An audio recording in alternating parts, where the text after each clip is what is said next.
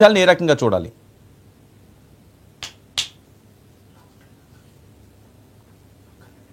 థియేటర్లో సినిమా చూడడానికి వస్తున్నటువంటి ప్రేక్షకుల్లో ఒకళ్ళు చనిపోవటం, ఆ తర్వాత వాళ్ళ అబ్బాయి తీవ్రంగా ఈ శ్వాస సంబంధించినటువంటి విషయంలో బాగా సఫర్ అవటం, చనిపోవటం.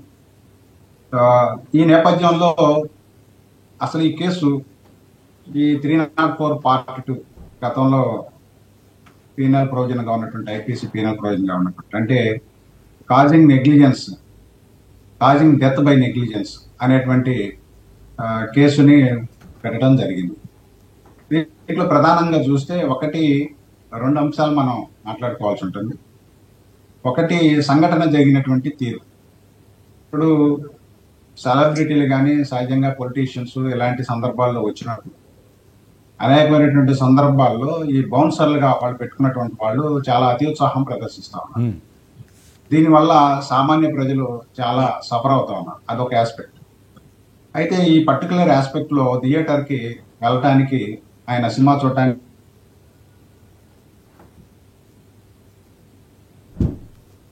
థియేటర్కి వెళ్ళి ప్రేక్షకులను ఎంకరేజ్ చేయడం కోసం, లేకపోతే మరొక రకంగా అల్లు అర్జున్ గారు థియేటర్కి వెళ్ళినటువంటి నేపథ్యంలో అక్కడ తీవ్రమైనటువంటి తొక్కేసలాట, ఎక్కువ మంది ప్రేక్షకులు గ్యాదర్ కావటం, వాటి నేపథ్యంలో అక్కడ స్పేస్ సరిపోక సఫకేషన్ తోటి బాధితురాలు చనిపోవటం, అదేవిధంగా వాళ్ళ కుటుంబ సభ్యులు మరొకరు ఇబ్బంది పడటం జరిగింది.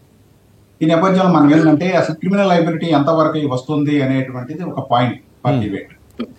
ఈ కేసులో ప్రధానంగా చూస్తే, అంటే ఆర్డినరీ క్రిమినల్ పారామీటర్స్ లో చూస్తే కాజింగ్ డెత్ బై నెగ్లిజెన్స్ అనేటువంటి ఉద్దేశపూర్వకంగా చంపాలని ఉద్దేశం ఉండో లేకపోతే మరో రకంగానూ నెగ్లిజెంట్ గా వ్యవహరించి చంపటం అనేటువంటిది సహజంగా ఏంటంటే ఐపీసీలో పీనల్ ప్రొవిజన్స్ లో 304A rash and negligent driving అనేటువంటి ఆస్పెక్ట్ లో చూస్తాం.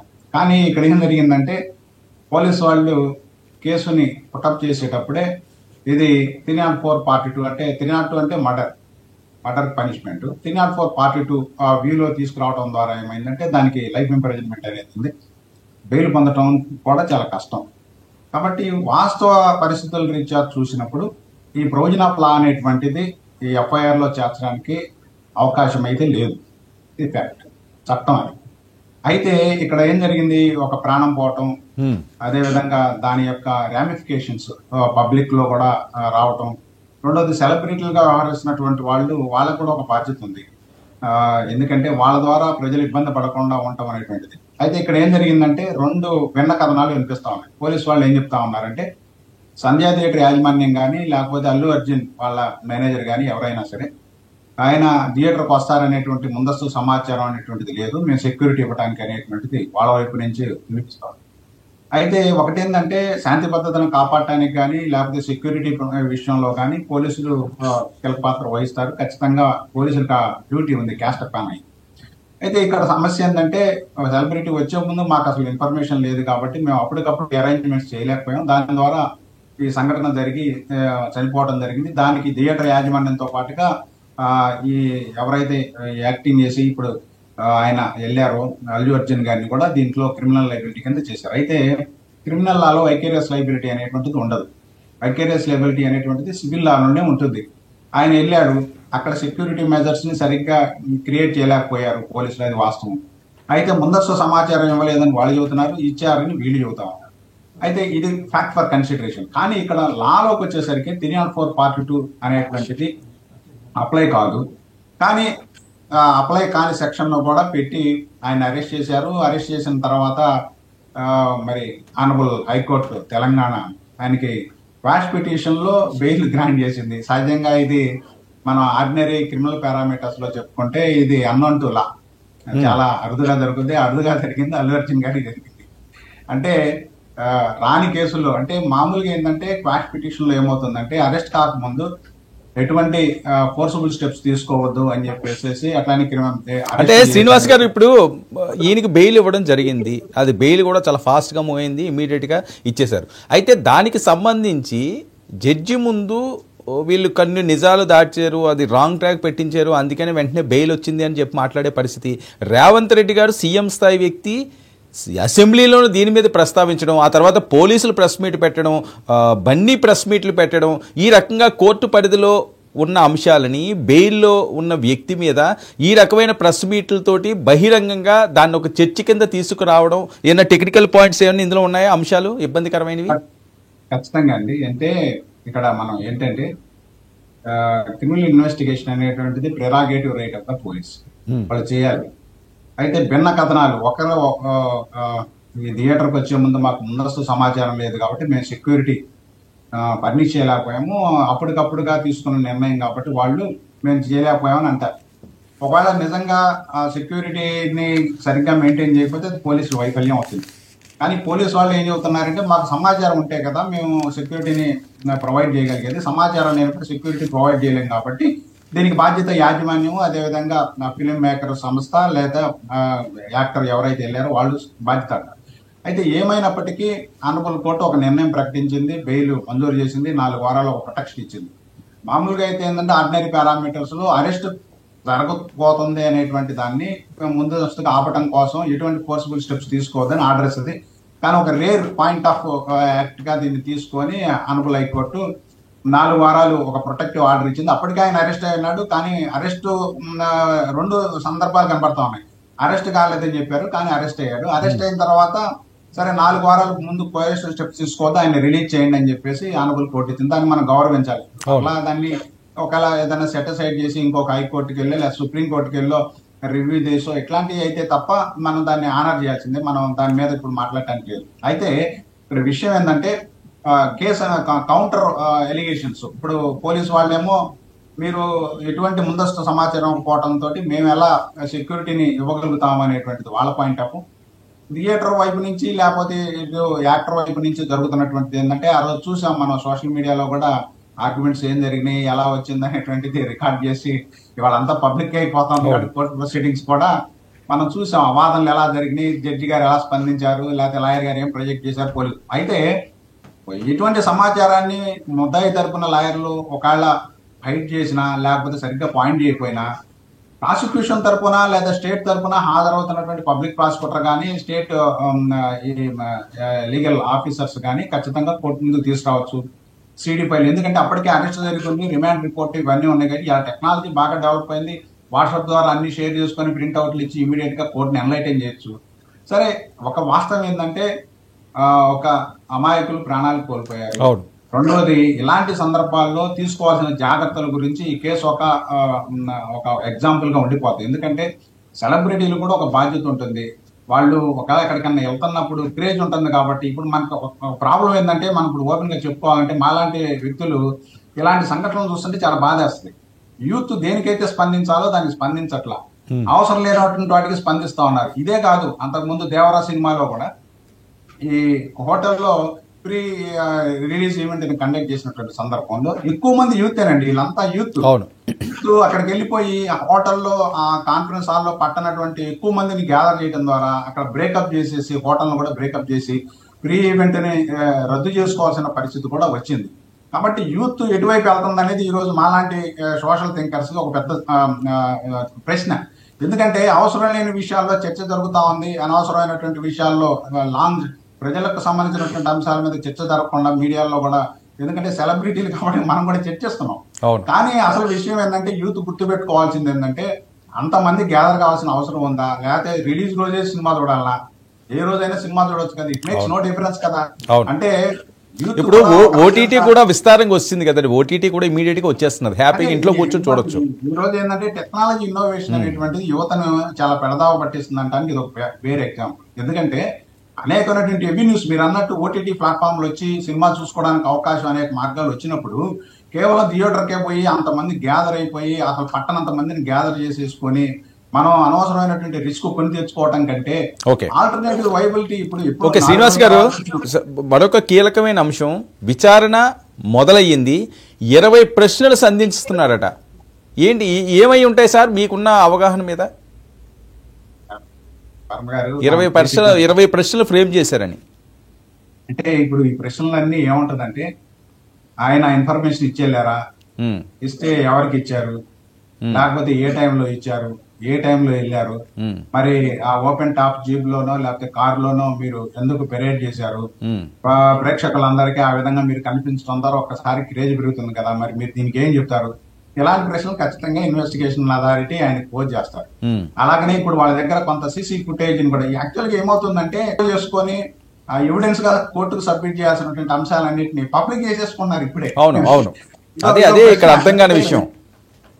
ఇన్వెస్టిగేషన్ లో తేలాల్సిన అంశాలు, కోర్టుకు సబ్మిట్ చేయాల్సినటువంటి అంశాల మీద ఓపెన్ గా అన్ని ఇటువైపు నుంచి యాక్టర్ వైపు నుంచి అదే జరుగుతోంది, అటువైపు పోలీసుల వైపు నుంచి కూడా ఇది ఒక రాజకీయ పరమైనటువంటి అంశంగా మార్చుకునేటువంటి ప్రయత్నం జరుగుతా ఉంది. శ్రీనివాస్ గారు, దీని మీద కోర్టు సీరియస్ అయ్యే అవకాశం ఉంటుందా? బెయిల్లో ఉన్న వ్యక్తి ఈ రకంగా ఎవరికి నచ్చినట్లుగా వాళ్ళు బహిరంగంగా మాట్లాడుకుండి ఆ వీడియోలు బయటకు వచ్చేసి ఏం జరుగుతున్నదో అధికారులే చెప్పి, సీఎం స్థాయి వ్యక్తి చెప్పి, ఎవరైతే ఇప్పుడు విక్టిమ్ అనుకుంటున్నారో అల్లు అర్జున్ గారు ఆయన మాట్లాడి దీన్ని కోర్టు ఏమైనా సీరియస్ గా తీసుకునే అవకాశం ఉంటుందా? ఇవన్నీ ఏమవుతుందంటే వర్మ గారు ఈరోజు అంతా ఇప్పుడు ఇంత ముందు కోర్టు విషయాలంటే మహా అయితే పేపర్లో రిపోర్ట్ చేస్తాను, నెక్స్ట్ రోజు రిపోర్ట్ చేస్తాను వచ్చేది. అవును, ఇప్పుడు కోర్టు కూడా లైవ్ ప్రొసీడింగ్స్ అయిపోయినాయి, ఆన్లైన్ లో లైవ్ ప్రొసీడింగ్స్ అయిపోయినాయి. మీరు చూశారు కదా, వీడియో మొత్తం రికార్డ్ చేసేసి సోషల్ మీడియాలో పెట్టారు కదా. అవును, అంటే ఇవాళ ఏమవుతుందంటే కోర్టు సిస్టమ్ కూడా యూట్యూబ్ ద్వారా లేకపోతే ఎలక్ట్రానిక్ ఉపకరణాల ద్వారా ఈ అన్నిటి ద్వారా వచ్చినటువంటి అడ్వాంటేజ్ వల్ల ఓపెన్ గా ఉంటుంది. ఇక దాన్ని మనం ప్రతిదీ ఓపెన్ గా డిబేట్ చేస్తున్నాం. అయితే ఆ జాగ్రత్త ఎలా తీసుకోవాలి, ఏం చేయాలని ఒక మొడాలిటీని ఫ్రేమ్ చేసుకోవాలి, ఎంతవరకు ఇవ్వాలి, ఎంతవరకు ఇవ్వకూడదు. అయితే ఇన్వెస్టిగేషన్ అథారిటీ ఏంటంటే మోర్ పర్టికులర్ గా వాళ్ళ మీద ఒక గురుతర బాధ్యత ఉంటుంది. సిఆర్పిసి ప్రొవిజన్స్ లో ప్రకారం లేకపోతే కొత్తగా వచ్చినటువంటి చట్టాల ప్రకారం వాళ్ళ మీద ఒక గురుతర బాధ్యత ఉంటుంది. ఎక్కడ ఏం చెప్పాలి, ఎక్కడ ఏం చేయాలి అనేటువంటిది. ఇప్పుడు ఆంధ్రాలో చంద్రబాబు నాయుడు గారు అరెస్ట్ అయినప్పుడు దేశ ప్రాంతాల్లోని వివిధ ప్రాంతాల్లో, ఢిల్లీలో, హైదరాబాద్ లో వచ్చి ప్రెస్ కాన్ఫరెన్స్లు పెట్టారు. సిఐడి చీఫ్, అదేవిధంగా అప్పుడు అడిషనల్ అడ్వకేట్ జనరల్ గా ఉన్నటువంటి ఆయన. ఇన్వెస్టిగేషన్ లో కోర్టుకు చెప్పాల్సినటువంటి అంశాలను మీరు మీడియా ద్వారా ఢిల్లీలో పోయి చెప్పి, హైదరాబాద్ లో పోయి చెప్పి, విజయవాడలో చెప్తే దానివల్ల ఏంటి అంటే మీరు ఏం చేయదలుచుకున్నారు, దీని ఒక పొలిటికల్ అస్త్రంగా ఉపయోగించుకోదలుచుకున్నారు. కాబట్టి కొంత కన్స్ట్రైన్మెంట్స్ ఇన్వెస్టిగేషన్ ఏజెన్సీ కానీ లేకపోతే ఇతరులు కానీ బాధ్యతాయుతంగా ఉన్నటువంటి స్థానాల్లో ఉన్నటువంటి కన్స్ట్రైన్మెంట్స్ ఉండాలి.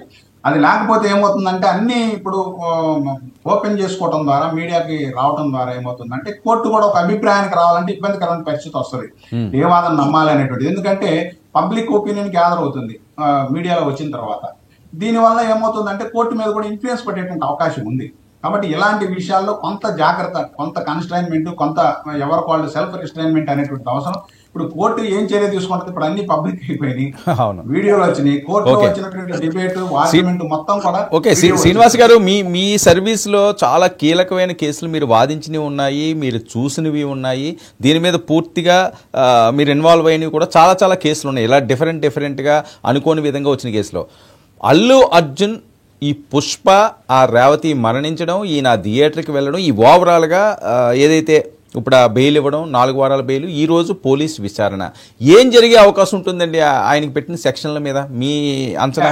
ఏంటంటే ఇప్పుడు మనకి చట్ట ప్రకారం చూసుకుంటేనండి ముద్దాయి ఇన్వెస్టిగేషన్ సహకరించాలి, ఆయన ఎక్స్క్లూజివ్ నాలెడ్జ్ లో ఉన్నటువంటి అంశాలను పోలీస్ ఆఫీసర్కి తెలియజేయాలి. ఓకే, కానీ పోలీసు వాళ్ళే ఈ రోజు వీడియోల్ని సబ్మిట్ చేసేసి మీడియాకి ఇచ్చిన తర్వాత ఇంకా ఆయన దగ్గర ఏం ప్రశ్నలు సంధించి మీరు ఆన్సర్లు పొందాలి? నా దగ్గర అన్ని వీడియోలు ఉన్నాయి, థియేటర్లో ఏం జరిగిందో ఉంది, బయట ఏం జరిగిందో ఉంది, అన్ని వీడియోలు ఉన్నాయి కదా. మరి అన్ని వీడియోలు మీ దగ్గర ఎలక్ట్రానిక్ ఫార్మ్ ఆఫ్ ఎవిడెన్స్ లో కలెక్ట్ చేసిన తర్వాత ఇంకా ముద్దాయి దగ్గర నుంచి ఏం కలెక్ట్ చేయాలి నాకు అర్థం కాదు. I don't understand. అయితే ఒకటి, సమాచారం ఇచ్చారా లేదా, ఎన్ని గంటలకు ఇచ్చారు, ఎన్ని గంటలకు రీచ్ అయ్యారు, ఇవన్నీ ఎక్స్క్లూజివ్ నాలెడ్జ్ కాబట్టి అడగొచ్చు.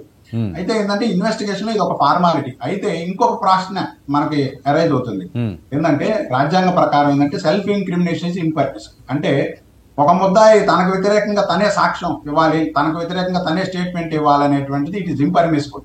చెల్వి కేసులో ఆనరబుల్ సుప్రీంకోర్టు ఏం చెప్పింది అంటే, ఎవరి ఇప్పుడు ఇన్వెస్టిగేషన్ ఏజెన్సీ యొక్క డ్యూటీ ఏంటంటే collection of evidence, incriminating material ఏముందనేటువంటిది ఇన్వెస్టిగేషన్ ఏజెన్సీ తెలియజేయాలి. అయితే ముద్దాయి దగ్గర నుంచే అన్ని రాబట్టాలనేటువంటిది కూడా సరైన చర్య కాదు, అది impermissible under constitutional provision article 2021 right to life, వీటన్నిటికి సంబంధించి. కాబట్టి సుప్రీంకోర్టు వేరియస్ జడ్జిమెంట్స్ లో కూడా ఏం చెప్పిందంటే, ముద్దాయి దగ్గర నుంచి నువ్వేదో సమాచారం సేకరించి దాన్ని ఆయనకు వ్యతిరేకంగా కోర్టులో ప్రొజెక్ట్ చేయడం అనేది ఇంపర్మిసిబుల్ అండర్ లా అని చెప్పింది. కాబట్టి ఇది ఒక జస్ట్ ఫార్మాలిటీ, ఇది ఒక సెన్సేషన్ కేసు కాబట్టి మేమేదో చేస్తామని ఇన్వెస్టిగేషన్ ఏజెన్సీ ఆయన్ని పిలవటం, లేకపోతే ప్రశ్నలు సంధించడం, మీరే వీడియో పెట్టారు కదా, ఆయన మీ పోలీస్ స్టేషన్కి రావడానికి ముందే మీరు వీడియో ప్రదర్శించి మా దగ్గర ఎవిడెన్స్ ఉందని చెబుతారు. ఇంకేం కావాలి మీకు? ఇప్పుడు పానీ ఇన్ఫర్మేషన్ ఇవ్వలేదు, ఇన్ఫర్మేషన్ ఇవ్వకపోవడం అనేటువంటిది నేరం కాదు. అవును, ఇన్ఫర్మేషన్ ఇవ్వకపోవడం అనేటువంటిది నేరం కాదు. అది కాకపోతే ఏంటంటే అంతమంది గ్యాదర్ అవుతారా లేరా అనేది కూడా ఎవరు ఊహిస్తారు, అక్కడ కూడా ఊహించరు. అంటే మనం ఆయనకి క్రిమినల్ లైబిలిటీని కాన్స్టెంట్ చేసే విధంగా చేసే పరిస్థితి అయితే ఉండదు. కాకపోతే ఏంటంటే ఒక బాధ్యత, ఎందుకంటే మన నుంచి పబ్లిక్ సఫర్ కాకూడదు అనేటువంటి బాధ్యత వాళ్ళ మీద ఉంటుంది. అంతవరకు మనం వాళ్ళ యొక్క అంశం మీద మనం మాట్లాడవచ్చు తప్ప ఆయనకేదో క్రిమినల్ లైబిలిటీని అట్రిబ్యూట్ చేసి ఇది ముద్దాయి లేకపోతే ఈయన హత్య చేశాడు లేకపోతే ఉద్దేశపూర్వకంగా ఏం చేసినటువంటి యాక్ట్ ఫలితంగా ఒక మనిషి చనిపోయాడు అనేటువంటి అవకాశం అయితే ఈ కేసు ఫ్యాక్ట్స్ ప్రకారం నేను ఎఫ్ఐఆర్ రిమాండ్ రిపోర్ట్ అవన్నీ చూశాను, ఆ రోజే చదివాం. అది ఫేక్ కేసు ఫ్యాక్ట్స్ ప్రకారం అయితే ఆయన మీద పెద్ద కేసు అనేటువంటిది అట్రాక్ట్ కాదు సార్. మరి ఇంకోటి సార్, ఏమీ లేదు, ఏమీ ఇందులో పెద్దగా అంత సీరియస్గా ఆలోచించవలసిన అవసరం లేదు అని అనుకుంటే A11 టార్గెట్గా ఎందుకు అవుతుంది ఇదంతా? మీకు మాకు అందరికి తెలుసు ఇది వాస్తవం. సెలబ్రిటీ కాబట్టి సెలబ్రిటీ ఒకటి, ఆయన ఏదో ముఖ్యమంత్రి గారి పేరు మర్చిపోయారు, రేవంత్ రెడ్డి గారి పేరు. దీంతో ఏమవుతుందంటే ఈ యొక్క వ్యక్తిగతమైనటువంటి ప్రెస్టేజ్ లేదా ప్రభుత్వం, ఇప్పుడు ఒకటేంటంటే ప్రభుత్వం తన బాధ్యత కూడా గుర్తెరగాలి. చనిపోయారు, ఆ సమయంలో ఏం చర్య తీసుకోవాలనేటువంటిది, లేకపోతే ఇవాళ ఉన్నటువంటి టెక్నాలజీని ఉపయోగించి మెన్ను మొబిలైజ్ చేయడం, పోలీసులు మొబిలైజ్ చేయడం, అది వెంటనే 5 నిమిషాల్లో జరిగిన పని కాదు కదా, అవర్స్ టుగెదర్ జరిగింది. అవర్స్ టుగెదర్ జరిగినప్పుడు కనీసం అప్పుడన్నా అలర్ట్ చేసుకోవచ్చు కదా. మరి ఆ బాధ్యత నుంచి ప్రభుత్వం ఎలా తప్పుకుంటది? రెండు వైపుల నుంచి లోపాలు ఉన్నాయి కాబట్టి ఇది ఒకవైపునే మనం బాధ్యుల్ని చేసి వాళ్ళనే టార్గెట్ చేయడం అనేటువంటిది కూడా సరైనది కాదు. బ్యాలెన్స్ ఆఫ్ థింగ్స్ ఉండాలి. కాబట్టి ఆ మేరకు ఏంటంటే ప్రభుత్వం కూడా మనం విజ్ఞతతో వ్యవహరించాల్సినటువంటి అవసరం ఉంది. రెండోది ఏంటంటే ఒక ఇండస్ట్రీ, సినీ ఇండస్ట్రీ, దానికి సంబంధించినటువంటి అనేకమైనటువంటి రామిఫికేషన్స్, ఇంప్లికేషన్స్ అనేటువంటివి కూడా ఉంటాయి. వ్యక్తిగతమైనటువంటి ప్రతిష్ట కంటే మిగతా అన్ని అంశాలను కూడా ప్రభుత్వం, ఎందుకంటే ఒక బాధ్యతాయుతమైన స్థానంలో ఉన్నటువంటి ప్రభుత్వ అధికారులు లేకపోతే ప్రభుత్వాన్ని ఏలేటువంటి వాళ్ళు బాధ్యతగా వ్యవహరించాల్సిన అవసరం ఉంది. రెండోది ఏమవుతుందంటే ఇప్పుడు సినీ పరిశ్రమ అనేటువంటిది ఈరోజు మన మైండ్ని ఎలా మ్యానిపులేట్ చేస్తుంది. పుష్ప 1, పుష్ప 2 ఒక క్లియరింగ్ ఎగ్జాంపుల్. ఎందుకంటే దాంట్లో ఉన్నటువంటి కంటెంట్ కంటే దాంట్లో ఉన్నటువంటి పాటలు లేకపోతే దాంట్లో ఉన్నటువంటి విజువలైజేషన్, దాంట్లో యాక్ట్ చేసినటువంటి యాక్టర్, ఈ క్రేజ్ పెరిగిపోతాం. కంటెంట్ బేస్గా అయితే పెద్ద కంటెంట్ ఏం లేదు పుష్ప 1లో, పుష్ప 2లో కూడా. కానీ మన మైండ్ని ఏంటంటే మీడియా సంస్థలు కానీ లేకపోతే ఇతరత్ర అనేకమైనటువంటి ఉన్నటువంటి ఎలక్ట్రానిక్ సాధనాలన్నీ కలిపి మన మైండ్లో ఒక యాంగ్జైటీ క్రియేట్ చేయడం ద్వారా దాన్ని క్యాష్ చేసుకుంటున్నారు. ₹1,000 కూడా ఫస్ట్ షో కనో లేకపోతే ప్రీమియర్ షో కనో వసూలు చేస్తారు. అదే క్రిమినల్ లైబిలిటీకి వచ్చేసరికి ఈ కేసుకు సంబంధించి 11వ ముద్దాయిగా ఉన్నటువంటి అల్లు అర్జున్ గారి మీద ఖచ్చితంగా క్రిమినల్ లైబిలిటీ అనేటువంటిది అయితే ఉండదు. ఓకే శ్రీనివాస్ గారు, కీలకమైన ప్రశ్నలు ఏమైతే సంధించారో ఎక్స్క్లూజివ్గా మీకు నేను అది వినిపిస్తాను. దీనివల్ల ఏమైనా ఇబ్బంది ఉంటుందా లేదా అన్నది మీరే చెప్పాలి. అల్లు అర్జున్కు పోలీసులు వేసిన ప్రశ్నలు: సంధ్యా థియేటర్కి వచ్చేటప్పుడు ఎవరి అనుమతి తీసుకున్నారు? పోలీసులు అనుమతి ఇచ్చారని మీకు ఎవరు చెప్పారు? పోలీసులు అనుమతి నిరాకరించినట్లు మీకు సమాచారం ఇచ్చారా లేదా? తొక్కిసలాటలో రేవతి చనిపోయినట్లు థియేటర్లో ఉన్నప్పుడు తెలిసిందా లేదా? మీడియా ముందు ఎవరూ చెప్పలేదని ఎందుకు చెప్పారు? రోడ్ షోకు అనుమతి తీసుకున్నారా లేదా? అనుమతి లేకుండా రోడ్ షో ఎలా నిర్వహించారు? మీ కుటుంబ సభ్యులు ఎవరెవరు థియేటర్కు వచ్చారు? మీతో వచ్చిన బౌన్సర్లు ఏ ఏజెన్సీకి సంబంధించిన వారు? ఎంతమంది బౌన్సర్లు మీరు నియమించుకున్నారు? అభిమానులు పోలీసుల మీద దాడి చేసిన బౌన్సర్లు ఎవరు? ప్రస్తుతానికి ఇవ్వండి ఈయన అడుగుతున్న ప్రశ్నలు. మనం ముందే డిస్కస్ చేసుకున్నాం కదా, ఆయనకి రోడ్ షో నిర్వహించాలంటే పర్మిషన్ కావాలి. అయితే రోడ్ షో పర్మిషన్ లేకుండా నిర్వహించడం అనేటువంటిది 304 పార్ట్ కిందకైతే రాదు.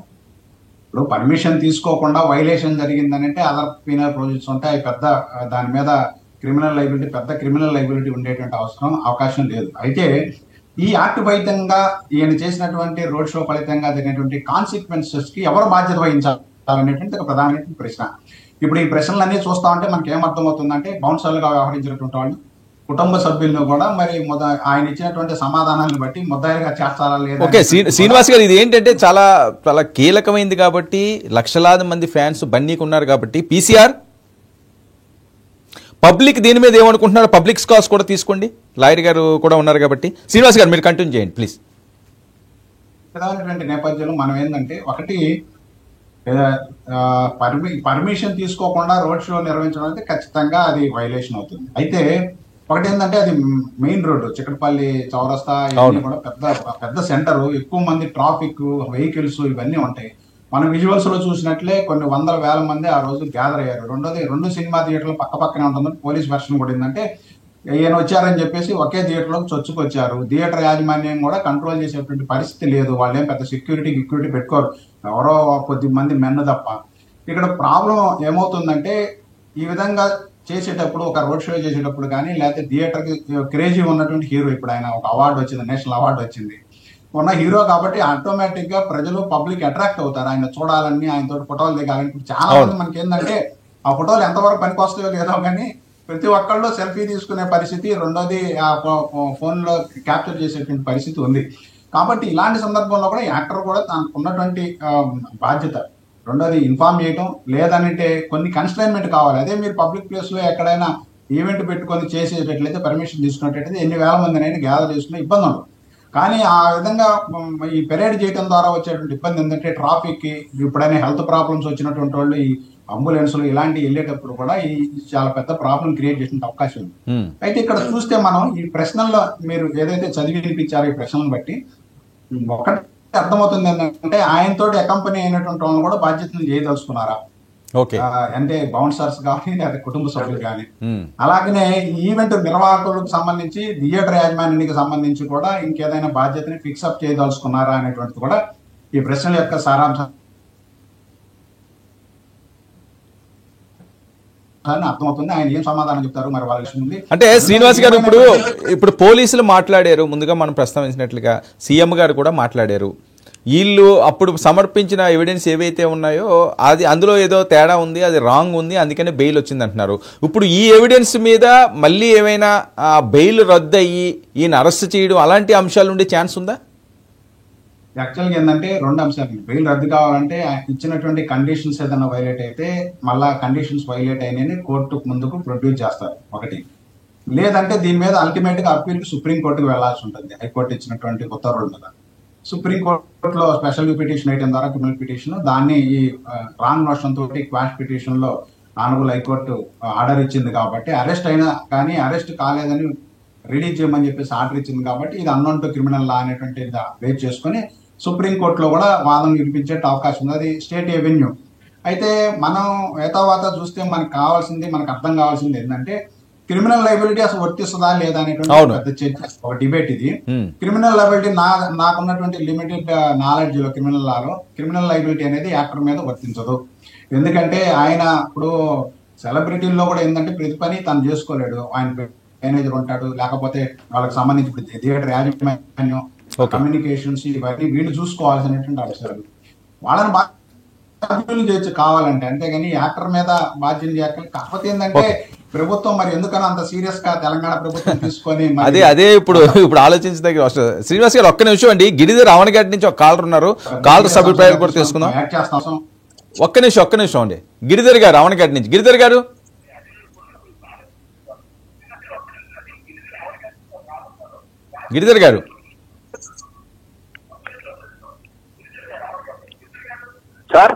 గిరిధర్ గారు మాట్లాడండి.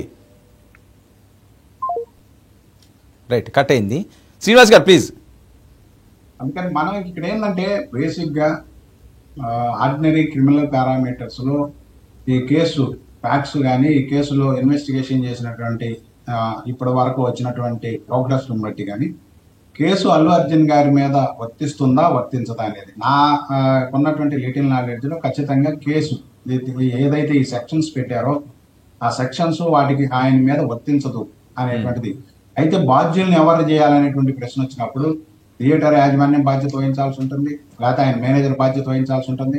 లేదు మనం చెప్పుకున్నట్టుగా బౌన్సర్లు బాగా అతిగా బిహేవ్ చేసేసి నెట్టిపారేయటం. ఎందుకంటే బౌన్సర్ని సెలెక్ట్ చేసుకునేటప్పుడు, ఏజెన్సీని సెలెక్ట్ చేసినప్పుడు బలిష్టంగా ఉండేటువంటి వాళ్ళని, లేదా ఆ ఏరియాలో ఎవరెవరైతే వస్తున్నారు, ఇది ఒక పెద్ద ఇది అసలు బౌన్సర్ల సిస్టమ్ ఇదంతా అనేది ఎవరి వాళ్ళు ప్రైవేట్ సైన్యాన్ని ఏర్పాటు చేసుకుంటున్నారు. ఇదొక పెద్ద డిబేట్. అయితే బౌన్సర్లు కూడా ఎంతవరకు యాక్ట్ చేయాలి అనేటువంటిది ఒక ఇది. కాబట్టి ఈ రకరకాలైనటువంటి చట్టాలు దీనికి వర్తిస్తాయి. కాబట్టి వాళ్ళు ఎక్కువగా యాక్ట్ చేస్తే బౌన్సర్ల మీద చర్యలు తీసుకోవాల్సి ఉంటుంది. వాళ్ళు ఎవరు బాధ్యులు, ఎంతవరకు బాధ్యత అనేటువంటిది కూడా ఇప్పుడు వాళ్ళే వీడియోస్ వీటన్నిటిని ప్రొజెక్ట్ చేశారు కాబట్టి ఆ వీడియోస్ లో ఎవరెవరు ఎలా యాక్ట్ చేశారు అనేటువంటిది కూడా ప్రతిదీ ఈవెంట్ రికార్డ్ అయింది కాబట్టి మనం దాని ప్రకారం పోలీసులు చర్య తీసుకోవచ్చు ఖచ్చితంగా. అయితే లేని అంశాలని, లేని కేసుని పెట్టడం అనేటువంటిది కూడా సరైన చర్య కాదు. అది మనం ఏంటంటే భవిష్యత్తులో ఇది ఒక రాంగ్ ఇండికేషన్ ఇస్తుంది. కాబట్టి బ్యాలెన్స్ ఆఫ్ థింగ్స్, మనం జరిగిన బాధితులకి ఖచ్చితంగా వాళ్ళు నష్టపోయారు, వాళ్ళని పరామర్శించాలి, వాళ్ళకి సరైనటువంటి నష్టపరిహారం ఇవ్వాలి, స్టేట్ రికార్డ్ రెస్పాన్సిబిలిటీ తీసుకోవాలనేది. కానీ రెండో వైపు నుంచి లేనటువంటి కేసును పుట్టప్ చేద్దాం అనుకునేటువంటి ధోరణి కూడా సరైనటువంటి. ఓకే ఓకే శ్రీనివాస్ గారు, ఒక్క నిమిషం అండి. రాము చిక్కడపల్లి నుంచి ఒక కాల్ ఉన్నారు. రాము గారు చెప్పండి. రాము గారు చెప్పాలి సార్. ఇప్పుడు మీది లైవ్ లో ఇస్తుంది సార్, ఒక అడ్వకేట్ మీరు అడుగుతుంది కదా సార్ కొన్ని ప్రశ్నలు, అడగండి. ఇప్పుడు ఆయన థియేటర్కి వచ్చారు సార్, ఆయనకు అనుమతి ఉందో లేదో మనకే తెలియదు. ఉన్నదంటారు, ఆయనకు అనుమతి ఉన్నదా సార్? అదే కదండి ఇప్పుడు అదే విచారిస్తున్నారు. అదొక్కటి.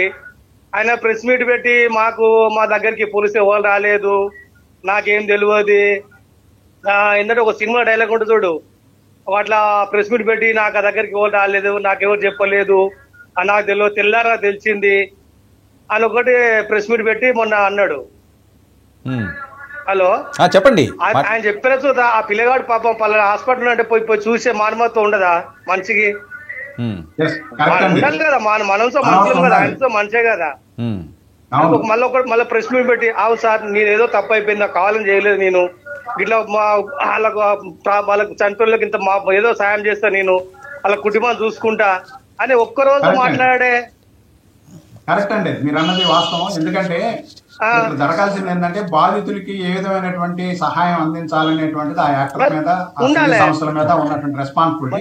నువ్వు 300 తీసుకుంటున్నావు, మీరు 300 కోట్లు తీసుకుంటున్నావు, ఒక 50 లక్షలు ఇస్తే ఒక కోటి రూపాయలు ఏమైంది? నీకో 300 కోట్లు కావాలి, పబ్లిక్ పైసలు, మా పైసలే కదా. అవును కరెక్ట్. మనం ఒక అంశం ఏంటంటే అండి, ఒకటి ప్రెస్ కాన్ఫరెన్స్ పెట్టి ఇప్పుడు మీరు కోర్టులో చెప్పుకోవాల్సిన డిఫెన్స్ ని ప్రెస్ కాన్ఫరెన్స్ లో పెట్టుతున్నారు, ఇది అగ్రివేట్ అవుతుంది. అదే అగ్రివేట్ అయింది, ఇప్పుడు మళ్ళా పిలిచారు మీరు అన్నట్టు, అది అగ్రివేట్ అవుతుంది. ఆ అగ్రివేట్ అయ్యి మళ్ళా ఏంటంటే పోలీసు వాళ్ళు దీనిలో ప్రెస్టేజ్ కి తీసుకొని ఈయన వాస్తవాలు చెప్పలేదు, మళ్ళీ మేము వాస్తవాలు చెప్తున్నాం, మళ్ళీ వీడియోలు ప్రదర్శిస్తా ఉన్నారు. దానివల్ల వస్తుంది. అందుకని మీరు చాలా క్లియర్ గా చాలా బాగా చెప్పారు. ఆయన ఉన్నటువంటి రెస్పాన్సిబిలిటీ బాధితుడికి ఒక న్యాయం చేయటం, నష్టపరిహారం అందించడం. ఓకే ఓకే రాము గారు మీ పాయింట్ అర్థమైంది, వినండి. Okay thank you. అంటే శ్రీనివాస్ గారు ఇక్కడ ఒక విషయం, గతంలో ఇలాంటి కేసులు ఏవైనా కోర్టు పరిధిలోకి వచ్చినాయా, వస్తే వాళ్ళకి ఎలాంటి శిక్షలు పడ్డాయి? చాలా ఇన్సిడెంట్లు జరిగినాయి కదండి. ఈ రోజు ఒక్క సంధ్యా థియేటర్ దగ్గరే కాదు కదా, చాలా జరిగినాయి ప్రపంచవ్యాప్తంగా, ఎన్నో మనం చూసాం ఈ క్రౌడ్లో యాక్సిడెంట్లు. ఇప్పుడు ఇలాంటి అనేక సందర్భాల్లో వచ్చినండి. సల్మాన్ ఖాన్ కేసు కూడా ఒక ఉదాహరణ. అవును, ఆయన తాగి డ్రైవ్ చేసేసి ఫుట్పాత్ మీద ఉన్నటువంటి వాళ్ళని చేశారని చెప్పేసి ఆయన మీద కూడా క్రిమినల్ లైబిలిటీ వర్తించడానికి చాలా పెద్ద కేసు పెట్టారు. అవును, అలానే ఇట్లానే అనేకటువంటి సందర్భాల్లో ఇలాంటి ఈవెంట్లు జరిగినప్పుడు అక్కడ దాకా ఎందుకు ఎలక్షన్ టైంలో చంద్రబాబు నాయుడు గారు గుంటూరులో చీరల పంపిణీ కార్యక్రమం చేస్తా ఉన్నప్పుడు ఒక ఆమె ఇట్లానే ఆ ఒత్తిడి వల్ల చనిపోయింది. అవును, ఇలాగనే అనేకమైనటువంటి సందర్భాల్లో పబ్లిక్ ఈవెంట్స్ కండక్ట్ చేస్తా ఉన్నప్పుడు, ముఖ్యంగా ప్రజాప్రతినిధులు లేకపోతే ఇలాంటి పొలిటికల్ ఫిగర్స్ లేదంటే సినీ ఫిగర్స్ వచ్చినప్పుడు కూడా ఇలాంటి చాలా సంఘటనలు జరుగుతా ఉన్నాయి. అయితే ఎప్పుడు కూడా బాధ్యత అనేటువంటిది నిర్వాహకుల మీదనే పెడతారు. ఇప్పుడు ఈ కేసులోకి వచ్చేసరికి నిర్వాహకులే కాకుండా పార్టిసిపెంట్స్ మీద కూడా పెట్టారు. పార్టిసిపెంట్స్ మీద పెట్టొచ్చా, వాళ్ళకి ఎంత లైబిలిటీ ఉంటుంది అనేటువంటి అదే ఇప్పుడు కీలకమైన పాయింట్.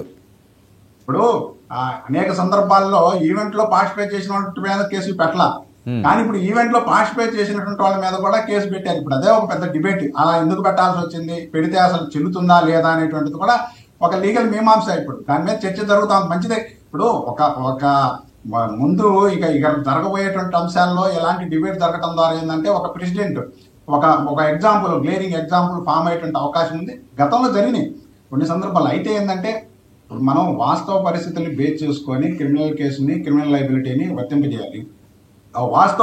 వాస్తవంగా ఆయనకి ఎంత బాధ్యత ఉంది అనేటువంటి దాని మీద ఉండాలి తప్ప ఇదేదో పొలిటికల్ గా ఇష్యూ చేసుకోనో లేకపోతే ఇంకొక అంశం కూడా ఇప్పుడు ముందుకు వస్తా ఉంది. పోలీసులు, ప్రభుత్వం తమ వైఫల్యాన్ని కప్పుపుచ్చుకోవడం కోసం మాత్రమే కేసుని ఇండైరెక్ట్ గా ఇటు ప్రొజెక్ట్ చేసి ఈ విధంగా చేస్తున్నారు అనేటువంటి చర్చ కూడా పబ్లిక్ లో ఉంది. రెండు వైపులా ఏదర్ సైడ్ ఇది కూడా ఉంది. ఎందుకంటే ఇప్పుడు చనిపోయినటువంటి దానికి సరైనటువంటి సెక్యూరిటీ మెజర్ ఇవ్వకపోవడానికి పోలీస్ యంత్రాంగం ప్రభుత్వ వైఫల్యం కూడా ఉంటుంది కదా. మరి దానికి కూడా మరి వాళ్ళు మేము కూడా వైఫల్యం చెందాం, కనీసం మనం టైంలీ స్పందించలేకపోయినట్టు కూడా చెప్పాలి కానీ చెప్పట్లేదు. కేవలం యాక్టర్నే బాధ్యత చేస్తున్నారు. కానీ ఇలానే ఏంటంటే బ్యాలెన్స్ ఆఫ్ థింగ్స్ మనకి ఇన్వెస్టిగేషన్ లో కూడా ఏదో ఒకళ్ళ మీద ఒకళ్ళు పరస్పర ఆరోపణలు చేసుకొని నెగ్గుకుందాం, ఇప్పుడే కోర్టులో కంటే ఇప్పుడే నెగ్గుదాం, సోషల్ మీడియాలోనూ డిబేట్లోనూ నెగ్గుదాం అనుకునే కంటే సంయమనంగా వ్యవహరించడం. ఇప్పుడు ఆయన అల్లు అరవింద్ గారు చెప్పారు కదా, సంయమనం పాటించడం అనేటువంటిది ఈ సమయంలో ముఖ్యం అని చెప్పేసి. అది రెండు వైపుల నుంచి ఆ సంయమనం పాటించడం అనేది అవసరం. ఫ్యాక్టరీని బయటికి తీయండి, ఇన్వెస్టిగేషన్ చేయండి. బాధ్యులైనటువంటి అంటే పోలీసులు ఆల్రెడీ అవన్నీ కూడా ఇదిగో మేము చేసాము అని చెప్తున్నారు. సీసీ ఫుటేజ్ రిలీజ్ చేశారు, వీళ్ళు థియేటర్లోకి వెళ్ళడం, ఆయన అటు తీసుకురావడం, ఇవన్నీ పక్క ఎవిడెన్స్ ఉన్నాయని కదా వాళ్ళు అంత కాన్ఫిడెంట్గా ప్రెస్ మీట్ పెట్టారంటే. ఇక్కడ అర్థం చేసుకోవాల్సింది ఏంటంటే ఇప్పుడు ఎలక్ట్రానిక్ ఫామ్ ఆఫ్ ఎవిడెన్స్ ఎంతవరకు పనికి వస్తాయనే ఒక అంశం అయితే, రెండోది ఆ వీడియోల్లో మనం టీవీలో అన్నింటిలో కూడా వీడియోలు ప్రదర్శించారు కాబట్టి సెలబ్రిటీ వచ్చినప్పుడు తొక్కేసలాట జరిగింది, ఎక్కువ మంది గ్యాదర్ అయ్యారు అనేటువంటిది వాస్తవం, మన కళ్ళ ముందు కనపడతానే ఉంది. ఆయన కూడా చెప్తానే ఉన్నాడు. అయితే ఇలాంటి సంఘటన జరుగుతుందా లేదా, ఇలాంటి సంఘటన జరగలేదు, నాకు అసలు ఎవరు చెప్పలేదని యాక్టర్ చెప్తా ఉన్నారు. బయట చెప్పింది కూడా, ఆయన ప్రెస్ కాన్ఫరెన్స్ లో చెప్పింది కూడా అదే. అయితే ఇప్పుడు పోలీసు వాళ్ళు ఏమన్నారంటే మనిషి చనిపోయిందని చెప్పిన తర్వాత కూడా నేను థియేటర్ నుంచి బయటకి అనేటువంటిది ఒక అంశం. మరి మనిషి చనిపోయి ఇదైనప్పుడు మరి నిజంగా ఆయనకి తెలిసి ఆయన కమ్యూనికేట్ ఇప్పుడు పోలీస్ ఆఫీసర్ నేను ఏం చెబుతాను, చిక్కడపల్లి సిఐ గారు మేము కమ్యూనికేట్ చేశాము, వాళ్ళ మేనేజర్ కమ్యూనికేట్ చేశాము, ఆయనకు కూడా కమ్యూనికేట్ చేశాము పర్సనల్ గా. అయినప్పటికీ అంత జరిగినా కానీ ఆయన స్పందించలేదు. థియేటర్ మొత్తం అయిపోయిన తర్వాత వరకు, షో మొత్తం అయిపోయేంత వరకు ఉన్నారు, ఈ లోపల జరగాల్సింది జరిగింది అని అంటారు. మరి ఇది ఇన్వెస్టిగేషన్ లో తేలాలి. ఇప్పుడు మనం డిబేట్ లో నిర్ణయించేది కాదు కాబట్టి let them investigate in that aspect. Will see మన భవిష్యత్తులో ఏం జరుగుతుంది, ఎవరిని బాధ్యులు చేస్తారా అనేటువంటిది, లేదా యాక్టర్కి ఎంత బాధ్యత ఉంది అనేటువంటిది కూడా ఇప్పుడు మన ఇన్వెస్టిగేషన్ లో తేలాల్సినటువంటి అంశం. సో ఇది ఒక కొత్త పరిణామం కదండి, ఇంతకు ముందు గతంలో ఇలాంటిది లేదు కదా, ఇలాంటి కేసులు కానీ. అంటే ఇప్పుడు పొలిటికల్ ర్యాలీలు జరిగినప్పుడు, ఇట్లానే ఈవెంట్లు కండక్ట్ చేసినప్పుడు ఇలాంటి తొక్కిసలాటం జరిగినటువంటి కొన్ని మన భారతదేశంలోనూ అదేవిధంగా ఉమ్మడి ఆంధ్రప్రదేశ్లోనూ ఉన్నాయి కొన్ని. అవును, ఉన్నాయిలేండి. నిర్వాహకుల మీద మాత్రమే బాధ్యత అనేటువంటిది ఉంటుంది. పార్టిసిపేట్ చేసినటువంటి వాళ్ళకి ఏంటంటే ఆ ప్రికాషన్స్ అన్ని తీసుకోవాల్సినటువంటి బాధ్యత నిర్వాహకులది, ఎవరైతే యాజమాన్యం, థియేటర్ యాజమాన్యం లేదా ఈవెంట్ని కండక్ట్ చేస్తున్నారు వాళ్ళది. అయితే ఇక్కడ ఏంటంటే పోలీసు వాళ్ళు చెప్తుంది ఏంటంటే ర్యాలీగా ఆ విధంగా టాప్ జీబులో మన వెహికల్లో వచ్చి, ఓపెన్ వెహికల్లో వచ్చేసిన తర్వాత గ్యాదరింగ్ ఎక్కువ కావడానికి, అది అట్లానే ఆ గ్యాదరింగ్ ఎక్కువ అవడం వల్ల అక్కడ స్పేస్ సరిపోక ఇట్లాంటి సంఘటన జరిగింది కాబట్టి ఆయన మరి అనుమతి లేకుండా ప్రదర్శన ఎలా నిర్వహిస్తాడు అనేటువంటిది ఇక్కడ ఒక ప్రశ్న. ఒకవేళ ఆ విధంగా ప్రదర్శన నిర్వహిస్తే నిర్వాహకులు ఏం చేశారు, నిర్వాహకులు దానికి సంబంధించి ఏం చేశారు, వాళ్ళు పర్మిషన్ తీసుకున్నారా లేదా,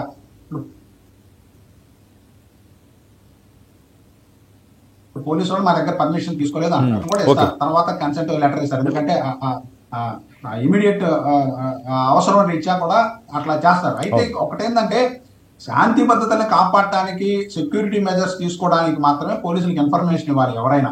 ఇప్పుడు రాజ్యాంగం ప్రకారం కూడా ఏంటంటే ప్రొటెస్ట్ చేయడానికైనా, ర్యాలీలు చేయడానికైనా రాజ్యాంగ హక్కు అది, దానికి ఎవరు పర్మిషన్ అక్కర్లా. అయితే థింగ్స్ ను బ్యాలెన్స్ చేసేది ఎక్కడా అంటే సెలబ్రిటీలో, పొలిటికల్ ఫిగర్స్ లో వస్తున్నప్పుడు ఏంటంటే వాళ్ళ సెక్యూరిటీని చూడాల్సిన బాధ్యత ప్రభుత్వాన్ని కాబట్టి దానికోసం ఇంటిమేషన్ అవసరం. ఓకే సార్, ఇప్పుడు ఏదైతే 4 వారాల టైం ఇచ్చింది బెయిల్కి సంబంధించి, ఇప్పుడు పోలీసులు మళ్ళీ ఆయన అరెస్ట్ చేయడం, అదుపులోకి తీసుకోవడం ఇలాంటివి చేయకూడదు కదా, విచారణ చేసి పంపించాలా? ఈ కేసులో వన్స్ బెయిల్ ఇచ్చిన తర్వాత, ఆయన బెయిల్ మీద రిలీజ్ అయిన తర్వాత అరెస్ట్ అనే సమస్య రాదు, unless the earlier bail is cancelled. That is law, proposed law, decide అయిన లా. కాబట్టి ఒక క్రైమ్ లో ఒక ముద్దాయిని అరెస్ట్ చేసి బెయిల్ మీద బయటకు వచ్చిన తర్వాత ఆ బెయిల్ రద్దు అయ్యేంత వరకు అదే ముద్దాయిని అదే కేసులో అరెస్ట్ చేసే అవకాశం లేదు. ఇంకొక కేసు ఏదన్నా కొత్త కేసు పెడితే అది వేరే సంగతి. కానీ వాళ్ళకి ఆయనకి నోటీస్ ఇచ్చింది ఈ కేసుకు సంబంధించి ఇచ్చారు కాబట్టి అరెస్ట్ అనేటువంటి సమస్య ఎట్టి పరిస్థితుల్లో ఉత్పన్నం కాదు. చట్ట ప్రకారం అరెస్ట్ చేయడానికి లేదు. ఒకవేళ